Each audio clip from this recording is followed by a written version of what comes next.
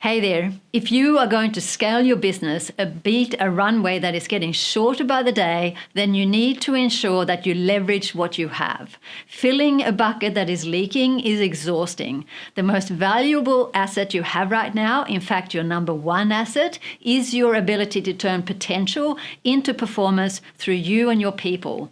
That means what you need right now is knowing how to scale with certainty and clarity whilst leading an aligned team.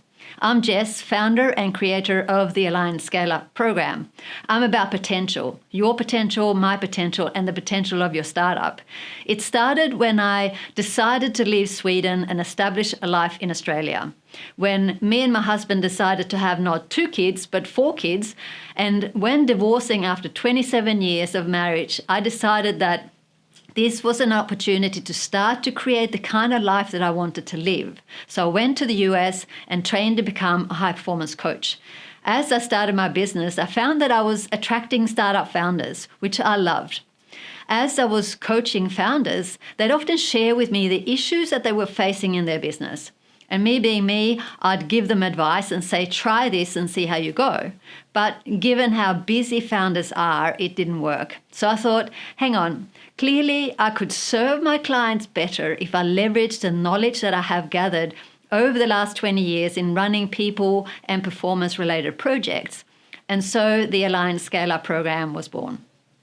The results that I've seen in founders has been increasing revenue from 7 figures to 8 figures, freeing up time to create new businesses, managing to have enough energy left at the end of the day to be loving and attentive with their family and kids, even as the pressure increases, and being able to take a 4-week holiday knowing that the business is in good hands. As founders, we are mostly focused on how we can create more value for our clients and make sure that we keep building revenue. It's all consuming.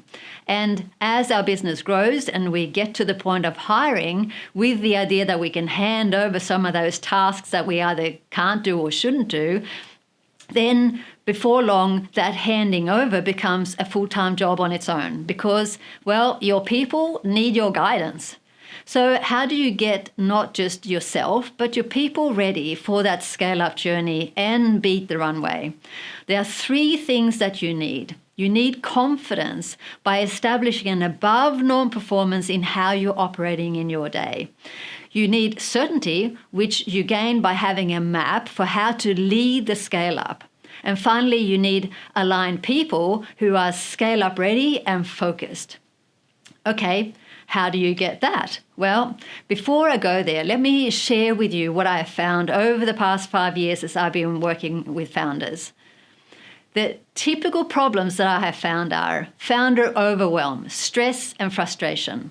The founder has a question as to whether or not their people are scale-up ready. The product build or service delivery is too slow, and there's a confusing culture. Now, we don't usually focus on culture so early on in a business. However, a confusing culture at this stage is a barrier to momentum.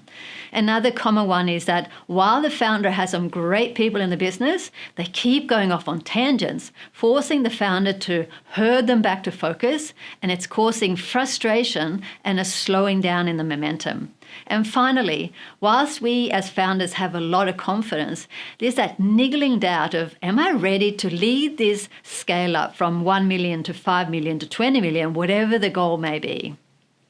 Then we use the 4 principles that I'm about to share with you to bring the founder over to the right-hand side, which is the payoff, where the founder has that absolute confidence and certainty. The people are scale-up ready. The product and service momentum is there. There's full engagement and everyone is directionally aligned. And the founder has that absolute clarity on how to bring people, product or service and performance along on that journey without losing any of those elements along the way. Okay, so where do you start? We start with performance, which is about founder performance, not business performance. Now, the definition for high performance is above norm performance that is sustainable over the long term whilst maintaining well-being and positive relationships. If we get a lot of work done but are being lazy with looking after our own well-being or not being present and loving with our family, then it's not high performance. All three elements need to be balanced in our life for us to be operating optimally. Now, let me give you an example. A client that came to me, he's a CEO, he had 2 businesses at the time, he's a single dad, he's full of energy and passion for what he's creating. He had built one of his businesses too fast and using the wrong structure, and that forced him to have to let go of quite a few of his people, and it was extremely stressful time, which caused him to burn out and lose a lot of confidence in himself. He definitely had an issue with his energy, but it was caused by his constant need to do things and to be involved in everything. So we worked on his productivity and focused on what he needed to take off his plate and what to keep. And it was hard for him because he wants a lot. Truth is, it's not that we are short on time and lack productivity, but that we don't have the right habits in place and therefore can't focus and be as productive as we need to be. What made him able to turn around his performance so quickly was that while he is very clear on what he wants and how he wants to do things, he's got tremendous humility and a willingness to learn. Now he's very aware of what makes him successful and what he needs to stay away from. So founder performance is essential if we are going to do the marathon of leading a scale up. So what about you? Where in your life and business do you need to improve your performance? If you want to get clear on what the 6 high performance areas are and how you are currently measuring up, then take the Get Scale Up Ready scorecard. You'll see where you are doing great and where you need to focus some attention. So let me ask you, why do we avoid working on our own performance? Well, founders say to me, Jess, I need to focus on my sales and product or service. I don't have time. Or I can figure it out myself, how to improve my performance. Truth is, you can. It's just going to take you a lot longer. I also see that founders are so stressed that they'd rather do all-nighters to get the work done instead of using high-performance habits. And sometimes I find that founders think that if I have to improve, then I'm not good enough to be a founder. Truth is, unless we are open to learning from others, there is no way that we'll beat that runway. When you have the clarity on where to focus and someone to hold you accountable, that's how you develop real scale-up confidence and reduce your stress levels. Okay, next we have people. People is about defining your current culture, but more importantly, identify what kind of culture do you need to have if you're going to successfully scale, and then how to leverage that culture as you go on that journey. A recent example is a service-based business that do maintenance on government buildings like schools and courthouses. It's an awesome group of people and a very successful business. The problem was that when they were in peak periods, the team didn't communicate very well with each other and had unrealistic expectations. They were also constantly checking in and asking for direction from their CEO, and it was driving him crazy. He said that what I want is to be able to hand over the reins and become a non-executive director, and I want the business to build from 7 figures to 8 figures in the next 12 months. Within 6 months, both of his wishes had been realized after we ran the 2 workshops where we helped them define the current culture and how to shift into the kind of culture necessary to scale up. People learned how to support each other better and what it meant to be more accountable for their work. It wasn't that they didn't want it. It was just that it was a culture that had been unclear and confusing to them. And this is often what happens as we organically grow our startups. So why do we avoid working on our culture? Founders say to me, we have a great culture. And I say, awesome. What is it? And they come back to me with some fuzzy idea of what it is. Truth is, it's not about what you think it is, it's about what your people believe it is. Once you know what your scale-up ready culture is, then you leverage that culture as you lead through the changes. Because what you now have is the persona of your culture, and you influence your people through that persona, just like you do when you speak to your clients. So I'm going through this information quite quickly. So if you want more, then I'd highly recommend that you attend the Get Scale Up Ready workshop. That's where we spend 75 minutes and I go deeper into case studies and how-tos so that you can actually learn the steps of how to do this. Okay, so the next step of becoming scale up ready and inspiring confidence in your investors is potential. Specifically, developing potential. This is where we align your people to key responsibilities so that they don't go off on tangents, but they stay focused. Still come up with ideas and innovate, but they're very clear on where they need to focus their attention. Aligning potential is a bit like how a caterpillar moves through the stages of transformation into a butterfly through the incubation of a cocoon. It draws out the hidden talents in your people so that they grow with the business and you can leverage more than just their immediate skill set. I was helping a fintech business in their scale-up efforts. They had a couple of rounds of investment already and were now at that stage of either more investment or selling the business. The problem was that when talking to potential buyers, they were asking how they were actually able to create such great performance. The two founders weren't able to clearly articulate how. They didn't know what it was that made them successful or how they created that incremental growth.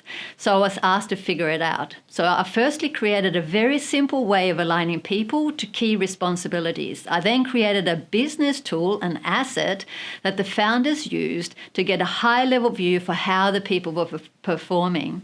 The way I did that was simply by identifying what people in the business were doing day to day.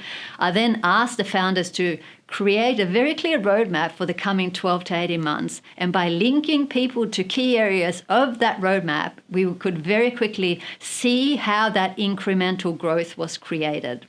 So what stops founders from focusing on the potential in their business? They say, well, there are too many changes in the business. It's too hard to set a clear roadmap. Or we work to sprints if you're a tech business, or to SLAs if you're a service business. Truth is, you need to work on both and align to the roadmap. Another common one is, I don't want to manage people. And this is the very reason you would do this, because it reduces the time that you spend managing your people day to day and instead focuses on how to lead the scale up. And some will just say, it'll be okay. Now, organic growth works, but there comes a point where you need to start to lay a foundation so that you can either get more investment or sell your business. So check out the Get Scale Up Ready workshop if you want to explore this a bit more. Finally, we have Peak. Peak is about learning the practical steps on how to lead a scale up so that you bring the product or service, the people and performance along on that scale up journey. Peak is just that. How do you get to the top of that mountain without severe frostbite or worse? How do you make sure that the group of people you are going up there with don't slip and hurt themselves or decide to turn around and go back down? A client of mine, George, is a CEO of 4 businesses, and 2 of those are in full scale-up mode. George is very caring of his people and also very busy. His insight was that there were some key people who really needed his attention, but he didn't know what he needed to do to help them through the scale-up journey. It was really frustrating for him, and he felt like he was letting them down. When he started to implement scale-up leadership, it was a different approach. It helped him to get really clear on the difference between just managing a startup and directing people on what they needed to do and actually leading a scale-up. Now, startup leadership is about getting things done and fast. Scale-up leadership is about getting things done through people while also working on the business. Bringing people along the journey in a really intentional way. There are 6 scale-up leader areas that are key to a scale-up success. As an example, George would share the vision of his business, and it was great at the time, but as soon as the presentation was over, everyone just went back to BAU. As opposed to when you are envisioning with your people and actually involve them in the understanding of how that vision is going to come alive, what the barriers are, and how you are going to overcome them together. Harsh truth is, you can only operate at the level that you're at. If you are a startup founder and stay in that mode, you'll not have the skills necessary to scale. Investors and stakeholders, i.e. your people, want to see you laying the foundation for growth by knowing how to lead the scale up. That's it. Performance is about founder performance. People is about leveraging your scale-up ready culture. Potential is how you link people to your roadmap, and peak is how you lead the people, performance, and product service on that journey. In essence, you are scale-up ready. So take the Get Scale Up Ready scorecard and find out how you are currently measuring up. You'll get a personalized report within it with hints on how to improve your scores, and you can then retest yourself in a few months to see how you are progressing. Or if you want to go deeper into this and learn more, then come along to our next Get Scale Up Ready workshop on the dates that are provided. You'll be joined by other awesome scale-up ready founders and learn more about these 4 principles. Imagine feeling more confident and certain about your ability to do that marathon and lead your people on that journey to success. So, are you ready? I believe in potential, that you and I are here on this planet to learn, to grow, and to discover things about the world and ourselves, and in that journey to create things that makes our world a better place. Can you remember the moment when you decided that you were going to take your idea and make something of it? That moment when you knew in your heart that there was no other option other than to move onto a path that was completely new to you. You want the world to know and to see and to touch and to be a part of what you have or what you are creating. And you followed your imagination, but also your intuition. It's a tough journey. I know that many of you have partners who are supporting you, a family that are there as moral support, friends who are cheering you on. So my mission is to enable you to realize your potential through your mission. So step into courage and let's explore how you can get scale up ready and blow the socks off your competition. Cheers.